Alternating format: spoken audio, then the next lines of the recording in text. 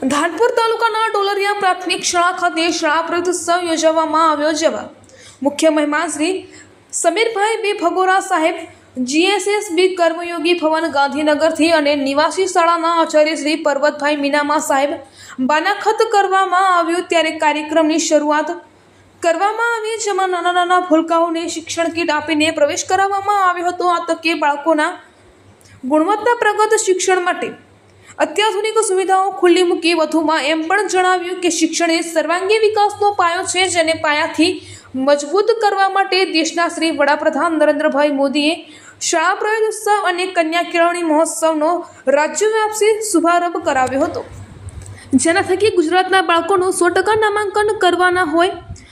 Out ratio ઘટાડવામાં સરકારને સફળતા મળી છે. વધુમાં ઉમેર્યું હતું કે બાળકો ભણી ગણીને આગળ વધે અને પોતાના સપનાને સાકાર કરે તેવી શુભેચ્છા પાઠવી પ્રોત્સાહિત કર્યા હતા. કાર્યક્રમના અંતે ઉપસ્થિત મહેમાનો દ્વારા શાળાના કેમ્પસમાં વૃક્ષારોપણ કરવામાં આવ્યું હતું. આ વેળાએ ડોલરિયા શાળાના આચાર્યશ્રી, શિક્ષકગણ, SMC સભ્યો, આંગણવાડી કાર્યકરો, ગ્રામજનો સહિત શાળાના વિદ્યાર્થીઓ મોટી સંખ્યામાં ઉપસ્થિત રહ્યા હતા. રિપોર્ટર ચંદુભાઈ મોહનિયા, દાહોદ.